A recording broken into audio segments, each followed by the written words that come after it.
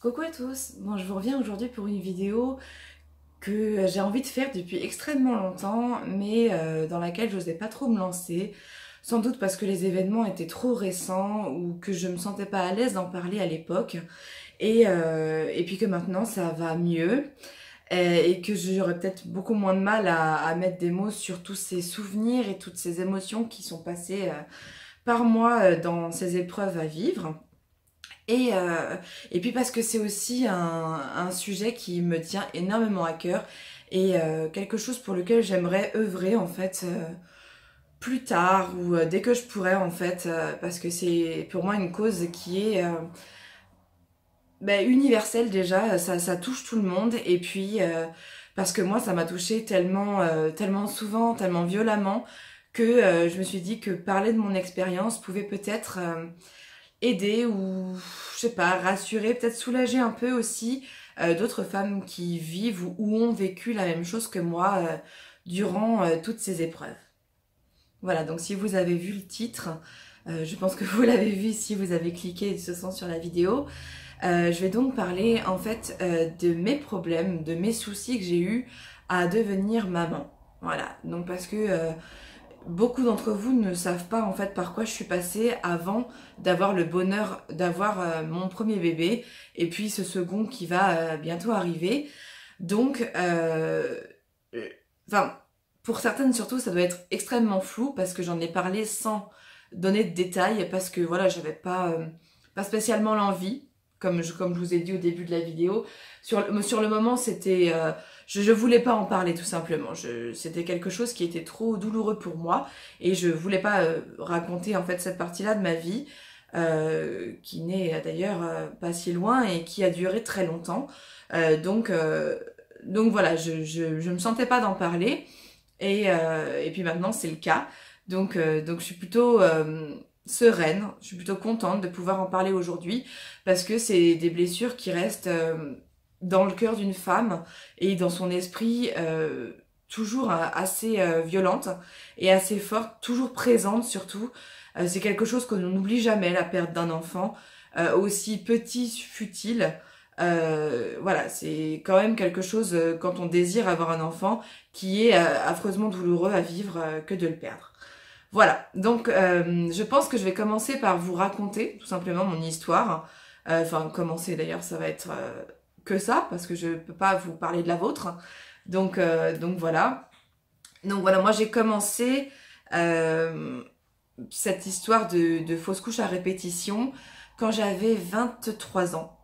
Je suis tombée enceinte du mec avec qui j'étais à l'époque, un mec donc j'étais très amoureuse, pas lui. Puisque en plus de ça, enfin vous allez voir, mon histoire n'est vraiment pas glorieuse.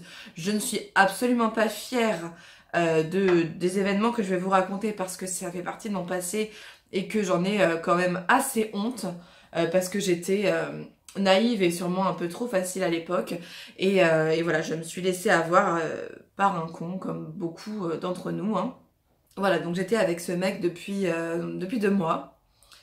3 peut-être, février, mars, avril, mais ouais, ça faisait presque 3 mois qu'on était ensemble et puis on ne se protégeait pas parce que, enfin, une fois sur deux, parce que moi ça me saoulait, j'étais très inconsciente, hein, je l'avoue, franchement j'ai fait n'importe quoi plus jeune et et donc voilà, enfin il se trouve que j'ai eu un souci, j'ai eu une mycose en fait, un truc tout à fait banal que toutes les femmes peuvent avoir. Et je suis allée voir, à l'époque je travaillais à l'hôpital, donc je suis allée voir un médecin de l'hôpital avec qui je m'entendais bien, une femme très gentille que j'allais voir pour dès que j'avais un rhume et tout ça pour qu'elle me fasse une ordonnance, quoi que ce soit. Et puis voilà, je lui ai dit, bon bah je crois que j'ai une mycose, machin. Elle m'a auscultée, elle me dit oui effectivement ça ressemble à ça. Et puis elle me demande très innocemment quand est-ce qu'étaient tes dernières règles. Et puis là, je regarde dans mon téléphone, je pense. Je me rappelle plus tellement, ça fait 10 ans, hein, donc ouais, ça fait même, ouais, 11 ans. Bref, donc voilà, je regarde dans mon téléphone et effectivement, j'avais 5 ou 6 jours de retard sur mes règles, moi qui suis réglée comme une pendule. Et donc, elle me fait faire un test de sang pour voir les BTH-CG, donc ce qui prouve qu'on est enceinte par le sang. Et donc, bon, bah, je vais faire ma prise de sang, je repars travailler, et dans l'après-midi, elle me reconvoque dans son bureau, et elle me dit, bon, bah, j'ai une bonne et une mauvaise nouvelle à t'annoncer, enfin, en tout cas, une nouvelle. Alors, je dis oui, et elle me dit, bah, tu es enceinte. Alors là, je me suis dit, oula, enceinte, oui, oui, parce que on est un peu con quand on est jeune, hein. Je m'imaginais pas que en me protégeant une fois sur deux, je pouvais tomber enceinte. Enfin, je n'y ai même pas pensé en fait sur le moment. Après, je m'en fichais parce que de toute façon, j'étais quelqu'un qui voulait des enfants et qui voilà, j'aurais eu cet enfant sans problème. J'en voulais depuis tellement longtemps que voilà, je l'aurais eu. Et puis j'étais tellement folle du père, oui, même au bout de 2 mois. Que de toute façon, j'aurais eu cet enfant avec grand plaisir. Et donc, bon, elle me dit ça, et elle me dit par contre, le taux ne correspond pas au délai, en fait, enfin, au retard que tu as. Donc, je pense que tu es peut-être en train de faire une fausse couche. Alors, on t'apprend que t'es enceinte et que tu fais une fausse couche le même jour. Mais elle me dit, bon, bah, t'as pas de perte de sang pour l'instant, donc je pense que peut-être c'est juste que tu as ovulé plus tard ou quelque chose comme ça qui fait que le taux est faible. Mais il est trop élevé pour que je sois pas enceinte. Donc bon, j'attends. C'était un vendredi, donc le week-end, c'était un vendredi, ouais. Donc le samedi se passe rien du tout, et le dimanche, j'ai très très mal au ventre. Et puis là, j'ai des pertes de sang et tout, donc je me doute bien que je suis en train de faire une fausse couche. Ça a été physiquement très douloureux. Ça a été, je pense, ma pire expérience de la fausse couche, mais sans doute parce que si c'était la première. Et puis que ça s'est déclenché seul surtout. Donc oui, j'ai eu extrêmement mal, comme des règles super super douloureuses. Et, euh, et puis voilà, enfin, après on a fait un contrôle de l'HCG, il n'y avait plus rien, machin, donc voilà. J'étais sûre que j'avais plus rien dans le... J'étais plus enceinte, hein, j'avais fait une fausse couche, et puis voilà, c'était fini. Je m'en suis assez bien remise.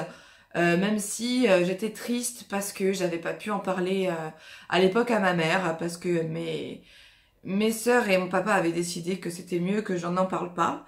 Or, moi, j'en avais besoin à l'époque, j'avais besoin du soutien de ma maman qui avait déjà fait des fausses couches, et voilà, enfin bon, bref. Mais c'est sûr que déjà à l'époque, ma mère n'allait pas forcément bien, donc voilà. Bref, j'en ai pas parlé à ma mère, et c'est quelque chose qui m'a beaucoup manqué sur le coup. Ensuite, j'ai quasiment un an plus tard, en fait 11 mois plus tard, de nouveau retard de règles. Là je me dis bon bah je suis peut-être encore enceinte. J'achète un test de grossesse positif. Donc je me dis bon bah voilà, je suis enceinte.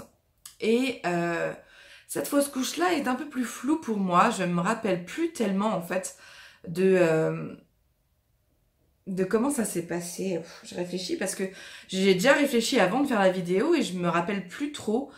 Mais c'est pareil, assez précocement, j'ai de nouveau eu des pertes de sang et tout ça. Et je me suis dit, bon bah voilà, encore une fois, je fais une fausse couche. Et puis là, je me suis dit, la vie ne veut pas que je sois maman.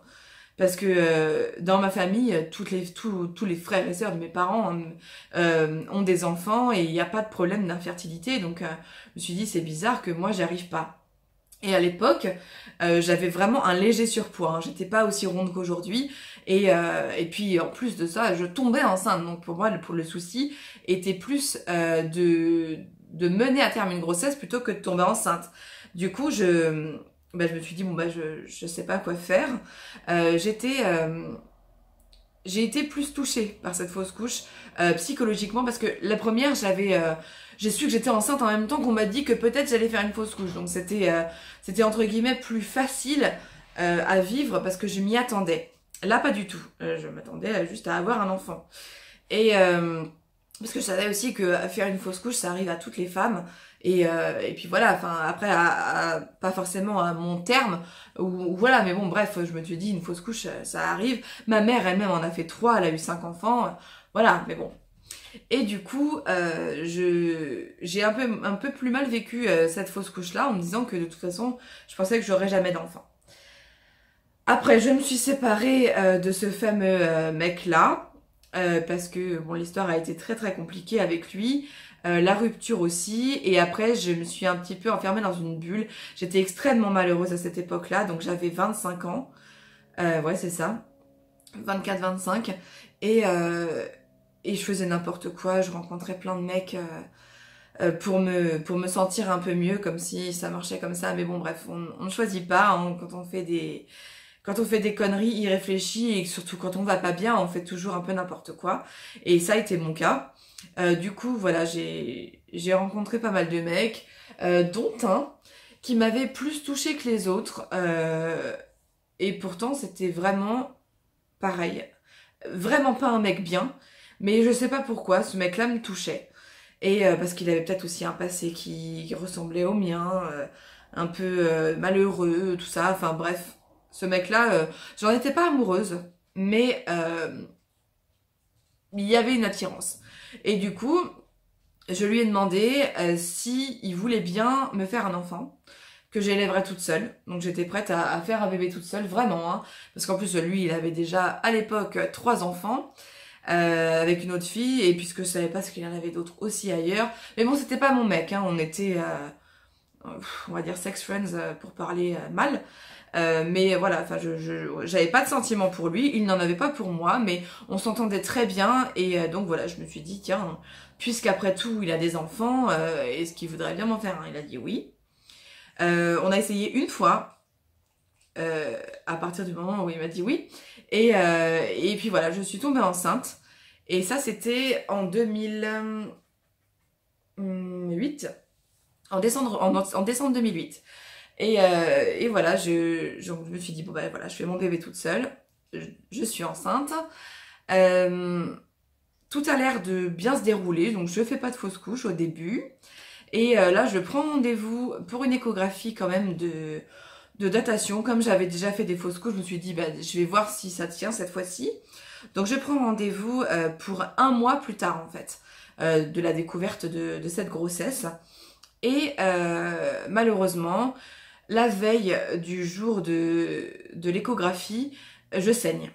Alors je me dis, hein, c'est quand même bizarre, mais ça arrive d'avoir des pertes de sang pendant la grossesse.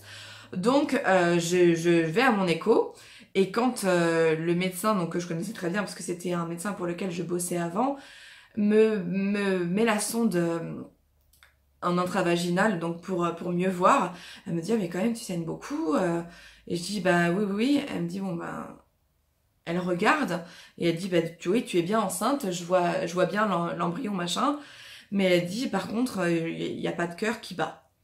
Et donc là, bah, j'avais compris, hein, troisième fois que je fais une fausse couche, donc bah, je repars chez moi, extrêmement malheureuse, parce que là je me suis dit, c'est sûr et certain, je n'aurai jamais d'enfant. Donc je fais cette fausse couche, pas de curetage, hein, toujours pas, parce que les 3 premières fausses couches étaient donc spontanées, perte de sang et tout ça, donc c'est pas facile à vivre, mais c'est quand même beaucoup plus évident que de devoir provoquer l'avortement en fait. Hein. Donc voilà, je commence à me dire que en fait je n'aurai jamais d'enfant.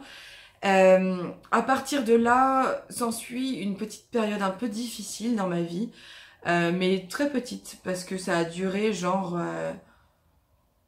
peut-être 3 mois avant que je rencontre mon mari. Et puis voilà, donc je rencontre mon mari, qui lui était encore étudiant à l'époque, vivait encore chez ses parents. Et donc, bon bah, on sort ensemble, on tombe amoureux en longtemps, parce que c'était, j'avais envie de me poser avec quelqu'un de sérieux, je l'avais trouvé, mais les sentiments sont pas venus très très vite en fait. Donc bon bah, je laissais la vie faire son cours. Je ne pensais plus du tout à faire un enfant, parce que de toute façon lui n'était absolument pas prêt. Il est plus jeune que moi, en plus il a 3 ans de moins. Donc moi à l'époque j'avais 25, ouais, hein, en 2009... Oh, je suis nulle en calcul. Mais bon, oui, c'est ça, hein, enfin 24-25. Donc voilà, on fait notre petite vie comme ça, il emménage chez moi, tout va bien. Il me demande en mariage au bout de 3 ans. Et puis, voilà, on se marie le 1er juillet 2013, le 1er juin, pardon, 2013. Et puis, ben, à la suite de ce mariage, lui a fini ses études. Et on essaye, donc on se dit, bah, on va faire un enfant. Je tombe enceinte tout de suite. Et bon voilà, là j'y crois. Parce que je me dis, après tout, ça se trouve, la vie me réservait une meilleure surprise pour l'avenir. Et elle m'a empêchée d'avoir ces 3 premiers enfants. Parce que... parce que voilà, il fallait que je réussisse mieux ma vie que soit en femme trompée comme pas deux, soit en mère célibataire, et que donc voilà, enfin, j'allais avoir des enfants seulement avec Marc, quoi. Et et voilà, donc je tombe enceinte, tout va bien, je fais une échographie de datation.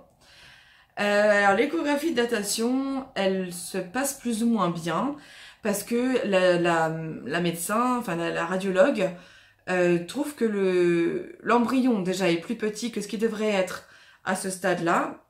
Et en plus, son cœur ne bat pas assez vite. Donc elle me dit, je vous revois dans 4 jours. Si dans 4 jours, pardon, on voit que ça a évolué, bah tant mieux. Ça veut dire qu'on s'est trompé sur l'ovulation. Parce que c'est souvent ça, hein, les erreurs de taille et tout ça. C'est souvent des problèmes d'ovulation plus tardive que prévu et tout ça. Et ça fait peur sur le coup. Puis en fait, non. Et puis je la regarde et je lui dis, mais est-ce que vous pensez que ça peut se rétablir et qu'on peut avoir une grossesse qui va bien? Et puis elle me dit, je sais pas. Donc je pense que je sais pas, ça voulait dire tout simplement non, mais qu'elle voulait pas me la prendre aussi brusquement, en fait, sachant que j'avais déjà fait 3 fausses couches. Donc 4 jours durant lesquels je le vis pas très bien. Pas de perte de sang, hein, toujours pas. Mais bon bah... Je me dis qu'elle a quand même l'air assez sûre d'elle quand elle me dit que ça va pas évoluer, donc enfin qu'elle est pas du tout optimiste en fait, voilà. Donc bon bah j'y retourne 4 jours après avec mon mari et là donc elle me dit bon bah on n'a plus de cœur du tout. Et puis l'embryon est exactement le même que le jour où je vous ai fait l'écho il y a 4 jours, donc voilà, on sait que c'est fini. Et alors là, mon monde s'est écroulé. Franchement, ça s'est vraiment écroulé. Pour moi, c'était fini. J'aurais pas d'enfant. Et j'avais vraiment un problème pour mener une grossesse à terme. Donc, j'ai dit à Marc que j'étais désolée. Et que, peut-être qu'il faudrait soit qu'il trouve quelqu'un d'autre pour faire des enfants, soit qu'on adopte. Et puis, il m'a dit qu'il était plutôt pour l'adoption. Parce que voilà, enfin, il m'aimait et qu'il n'était pas avec moi pour les enfants que j'allais lui faire, mais par amour pour moi, en fait. Donc, lui était sûr de lui, il voulait pas qu'on se sépare pour ça, en fait, parce que pour lui, c'était trop bête, quoi. Et du coup, qu'est-ce qu'on a fait à ce moment-là? On s'est dit, on va changer de vie. Donc, c'est là qu'on avait prévu de partir vivre en Suisse. Donc tous les deux on a quitté notre travail pour aller vivre en Suisse, ce qui finalement ne s'est pas fait pour plein de raisons. Et puis finalement on est parti à la campagne. Donc une fois arrivé à la campagne, à peine la semaine en fait de notre arrivée à la campagne, j'ai eu mon ovulation et je suis tombée enceinte du fils que j'ai eu. Donc je fais un test de grossesse parce que j'avais 4 jours de retard. Et puis là, on se regarde et on se dit, bon, on verra. Je vois la gynéco, la fameuse gynéco qui m'a traitée comme une sous-merde. Parce que j'étais trop grosse et tout ça, parce que j'avais fait 3 fausses couches et que du coup, c'était pas elle que je devais voir, mais un spécialiste à l'hôpital, machin et tout ça. Donc elle était très très pessimiste hein, sur ma grossesse parce que comme on savait pas pourquoi j'avais fait ces 3 premières fausses couches et que un bilan de fausses couches ne se fait qu'à partir de... C'est 4 fausses couches, pardon. 4, ouais, pas de 3. Un bilan de fausses couches ne se fait normalement qu'à partir de 3 fausses couches entre les 2 mêmes personnes. Et comme moi, il y avait déjà 3 pères différents sur 4, on faisait pas du tout d'études pour l'instant. Enfin, il fallait attendre que je fasse 3 fausses couches avec Marc en gros. Hein. Donc voilà, elle était pas du tout optimiste. Elle m'a bien dit, elle m'a quasiment engueulée quand je suis allée la voir parce que pour elle, voilà, il fallait pas que je la voie elle. Mais bon, moi je veux dire, je vais voir un gynéco comme n'importe qui quand on voit qu'on est enceinte, quoi. Et du coup, elle me dit, je vous revois dans 2 semaines, 2 semaines après, machin. On voit que l'embryon est toujours là, machin. Bon, il se trouve que j'arrive à avoir mon fils sans aucun traitement. Donc, je me suis dit, bon, en fait, c'était des hasards. C'est juste, voilà, les embryons étaient mauvais et je les ai expulsés, quoi. Donc, je me suis dit, maintenant c'est bon, je peux faire des enfants, il n'y a pas de souci. Donc, quand on en a voulu un deuxième avec mon mari, on a fait ce qu'il fallait. Encore une fois, je suis tombée enceinte tout de suite, parce que voilà, moi j'ai la chance, la grande chance d'ailleurs de tomber enceinte en claquant des doigts. Alors après, voilà, le problème c'est pour moi de les garder, c'est pas de les faire. Donc bon, chacun ses soucis malheureusement.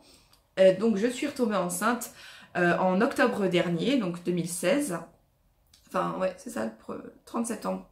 Je suis tombée enceinte. Je sais plus, bref, on s'en fout.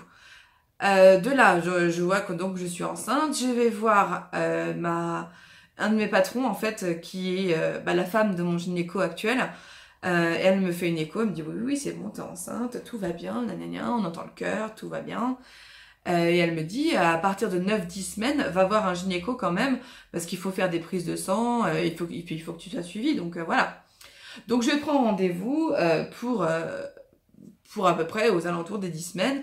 Entre-temps, je fais régulièrement des échos, régulièrement moi-même, parce que comme je bosse là-dedans, j'avais juste à poser la sonde sur mon pubis et regarder si je voyais quoi que ce soit. Toujours, il n'y avait pas de problème, en fait. Et puis, un jour, j'étais chez moi. Pourquoi j'étais chez moi? J'étais off ce jour-là, je pense. Et j'ai eu comme une espèce de grippe. J'étais vraiment malade. Et je me suis dit, bon, qu'est-ce qui m'arrive et tout ça. Donc, je vais à la pharmacie, je prends des trucs que je peux prendre étant enceinte.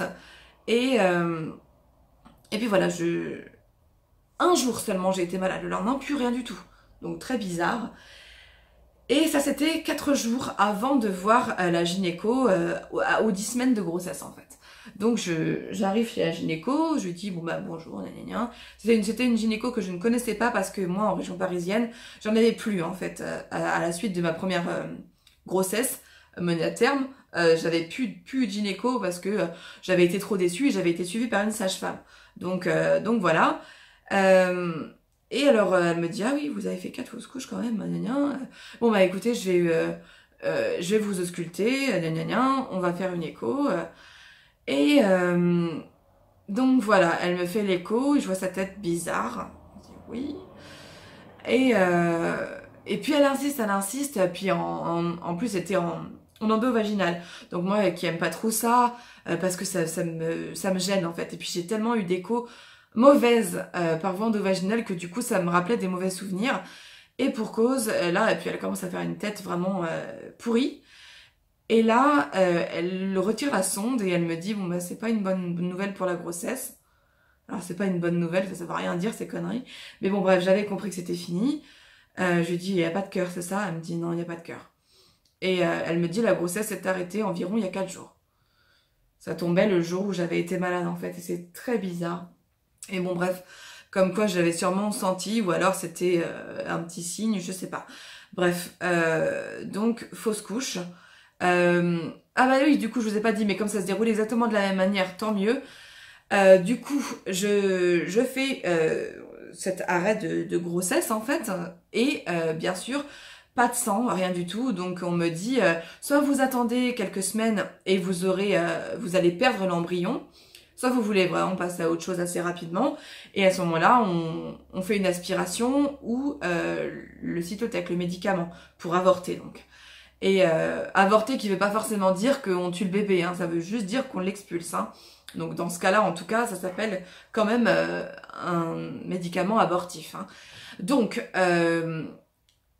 pour cette grossesse-là, comme la précédente, je vais aux urgences gynéco et puis je rencontre un gynéco qui me propose soit l'aspiration, soit la cytotec.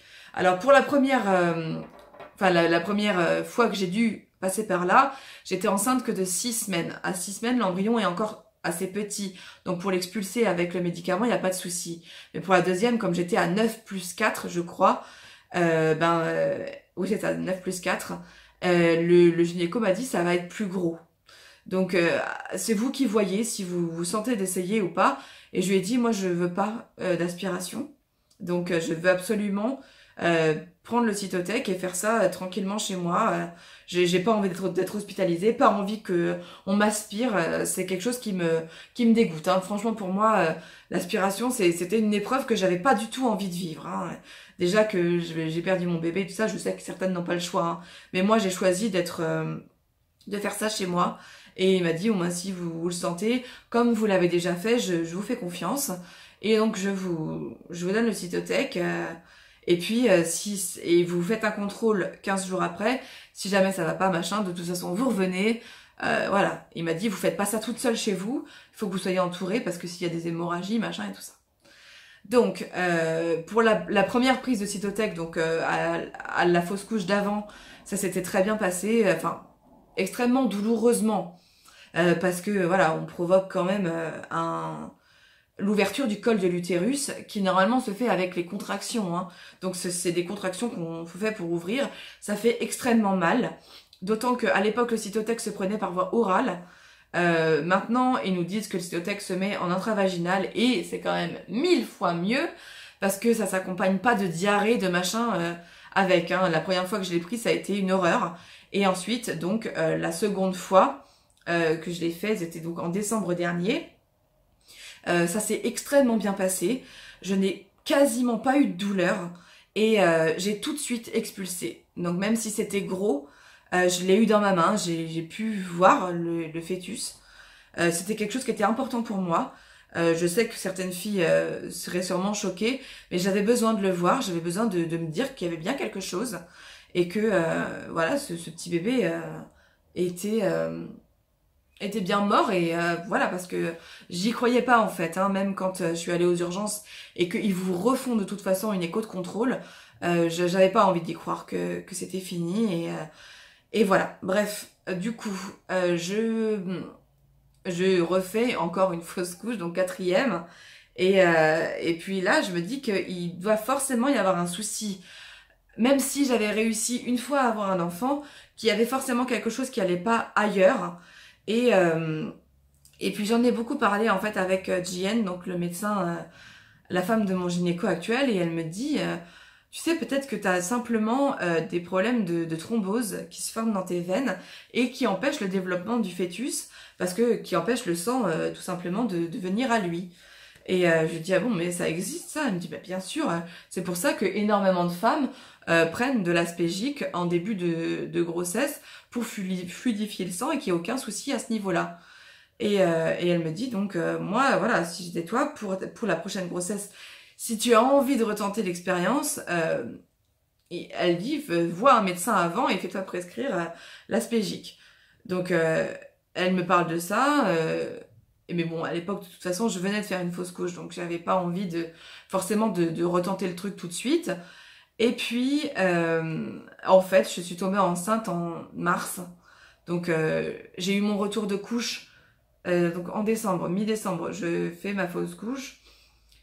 Ouais, février, en fait c'est ça, fin janvier, j'ai eu mon retour de couche, et février, mes premières règles vraies, donc voilà, et puis je suis tombée enceinte le cycle d'après, en fait, tout simplement. Donc ça s'est fait très très vite, et en fait quand j'ai su que j'étais enceinte, alors déjà j'étais pas forcément extrêmement heureuse, parce que j'ai eu peur en fait que ça se recommence encore et encore, donc enfin, j'en ai parlé à une fille, une de mes amies sur Instagram, qui a un même genre de parcours que moi, en fait, qui a fait beaucoup de fausses couches. Et je lui ai dit, écoute, qu'est-ce que je peux faire? Je vois que je suis encore enceinte et j'ai peur. Est-ce que tu as fait quelque chose de particulier, toi, à ta grossesse? Parce qu'elle avait un fils qui est né le même jour que le mien, enfin, quelques heures avant le mien, donc la veille. Et puis elle était, elle, encore enceinte, en même temps que j'aurais dû avoir mon enfant que j'avais perdu en décembre. Donc c'est marrant, mais on était exactement pareil. Et elle m'a dit, écoute, moi, on m'avait prescrit des piqûres d'anticoagulants, en plus de l'aspégique, en début de grossesse, machin et tout ça. Donc elle me raconte son expérience, et là je me dis, bon bah ça se trouve, il y a vraiment quelque chose à faire de ce côté-là.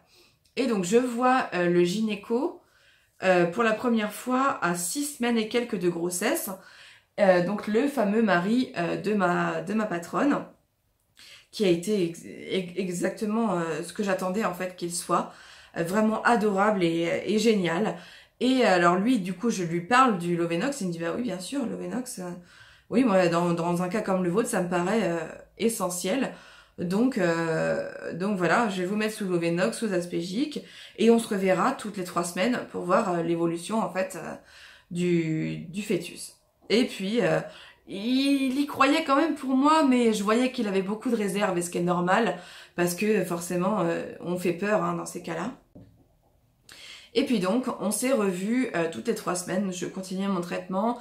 Les piqûres étaient vraiment pas évidentes à faire parce que personne n'aime hein, se mettre se faire des injections dans le ventre, c'est vraiment pas marrant. Et surtout quand on est stressé et qu'on se dit que ça se trouve on le fait pour rien, que 3 semaines se passent avant que tu revoies ton gynéco et que ça se trouve tu te fais des piqûres depuis 3 semaines pour rien parce que ton bébé est peut-être déjà mort, enfin... Tellement de choses me sont passées par la tête au début de ma grossesse actuelle là, que ça a été extrêmement difficile à vivre. Donc j'ai fait pendant 4 mois et demi ces piqûres. Ensuite le gynéco m'a dit que ce n'était plus utile pour mon problème. Du coup on a arrêté de les faire. On a continué pendant encore 1 mois et demi je crois l'aspégique.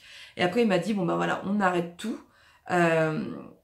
Si vous le sentez, parce que l'aspégique c'était pas bien grave si je continuais à le prendre encore après, mais j'ai voulu faire confiance, j'ai arrêté l'aspégique. Donc voilà, aujourd'hui évidemment j'ai plus de traitement et j'en suis à 7 mois et demi. Donc voilà, ça se passe bien maintenant. Mais sur le coup ça a été extrêmement difficile. Après on m'a dit que mon bébé était plutôt petit, que c'était un peu bizarre, machin. Bon après j'ai perdu ma maman, ce qui fait que j'ai encore eu un choc pendant ma grossesse et voilà, enfin vrai, ça n'a pas été facile, mais voilà, enfin je pense qu'après je sais pas quel a été l'impact de l'aspégique et de l'Ovenox, donc l'anticoagulant que je prenais sur cette grossesse. Est-ce que ça m'a vraiment aidé ou pas, parce que j'ai réussi à avoir un enfant sans ça, donc je ne sais pas, mais en tout cas quoi qu'il arrive, même si on ne sait pas quel était le problème que j'ai à garder des enfants, enfin ouais, à enfanter on va dire, je me dis que de toute façon on avait mis quelque chose en œuvre pour que ça fonctionne, et même si ça du coup était qu'une aide psychologique, je ne sais pas, en tout cas j'ai été heureuse qu'on s'occupe de moi enfin et qu'on cherche des solutions, parce que c'est vraiment pas tous les gynécos qui font ça, et certains on est obligé d'aller les pousser hein, pour qu'ils y pensent et qu'ils osent se lancer en fait dans un traitement préventif et tout ça. Moi je trouve ça dingue aujourd'hui qu'on n'aide pas plus les femmes qui n'arrivent pas à avoir des enfants, ou du moins pour les mêmes problèmes que moi. Je pense pas aux filles qui ne tombent pas enceintes, parce que c'est pas du tout la même chose. Mais bon, toujours est-il que on ne sait pas quel est mon problème, mais à chaque fois que j'allais voir le gynéco, quand je faisais encore mes injections, il me disait quand même vous avez énormément de bleus et des bleus qui stagnent, donc je pense que vous avez effectivement un problème de circulation sanguine, et c'est sûrement ça qui a favorisé les fausses couches, et du coup du coup voilà, enfin on a peut-être un début d'explication. Il m'a dit si après vous voulez encore d'autres enfants, moi je vous conseille de faire un bilan avant, parce que ça sert à rien de repasser encore par des fausses couches, et puis voilà, enfin et puis surtout vous serez rassuré, ou en tout cas vous en saurez un peu plus sur quel était votre souci. Mais voilà, en tout cas on a peut-être tous des problèmes en fait qui nous empêchent de prime abord d'avoir un enfant, et qui se résoudraient si les gynécos faisaient un peu mieux leur travail quoi. Parce que c'est pas parce que t'as ton diplôme de gynéco depuis 20 ans que t'es le meilleur gynéco du monde. Chaque métier se réapprend au jour le jour, et malheureusement les médecins ils ont tellement le melon pour certains qu'ils n'envisagent même pas une seconde de se remettre en question et de continuer un peu leurs études au jour le jour quoi. Donc je trouve ça bien triste, parce que je pense que beaucoup de femmes passent à côté du meilleur traitement ou d'une explication tout simplement à leur souci d'infertilité à cause de ça quoi. Voilà, donc c'était pour vous parler en fait de mon expérience sur toutes ces fausses couches que j'ai faites. pour vous montrer que déjà, elles sont pas toutes pareilles. Elles n'ont pas été toutes faites au même stade, donc 2 très précoces, ensuite 2 qui ont été moyennes, on va dire, donc vers 6-8 semaines, et puis une qui a été un peu plus tardive à 10 semaines. Donc voilà. Après, bon, c'est... J'aurai peut-être jamais d'explication parce que on ne fera pas de 3e enfant et que je vais laisser, moi, la nature... me laisser comme elle est. Je pense que par contre peut-être que effectivement je vais faire des tests pour mes problèmes de circulation sanguine parce que je pense que ça peut engendrer d'autres soucis que celui de ne pas pouvoir faire d'enfant. Donc il va falloir que je me penche sur la question. Mais voilà, comme je n'essayerai pas de faire d'autres enfants a priori, faut jamais dire jamais, mais bon voilà. Voilà, je préfère que ces questions peut-être restent en suspens, mais profiter des 2 enfants, hein, puis voilà, enfin, faut peut-être pas non plus chercher toujours midi à 14h quand on a eu déjà la chance d'avoir un enfant, voilà. Bon ben voilà, donc j'espère que ma petite expérience aura pu vous donner en tout cas des renseignements sur pourquoi est-ce qu'aujourd'hui j'ai tant l'impression d'avoir la chance d'avoir un enfant puis un 2e qui va arriver parce que voilà, enfin j'ai vraiment l'impression d'être bénie des dieux sur le fait d'être mère aujourd'hui, tellement j'ai eu l'impression que ça sera jamais le cas. Donc je pense que vous devez garder espoir si c'est pareil pour vous, si vous avez fait plusieurs fausses couches et que aujourd'hui vous en êtes extrêmement malheureuse, ce que je comprends tout à fait. Voilà. En tout cas, j'espère donc que j'ai répondu à vos questions. Si vous en avez d'autres, vous avez mon Instagram et mon mail en barre d'infos de toute façon. Je vous embrasse, j'espère que j'ai pas trop parlé dans le vide et que c'était pas trop inintéressant. Mais je pense que quand on regarde cette vidéo, c'est que c'est un sujet qui nous intéresse. Donc, il devrait pas y avoir de soucis. Voilà, je vous embrasse très très fort. Bon courage à toutes dans cette lutte pour être maman. Et puis, à très très bientôt. Ciao!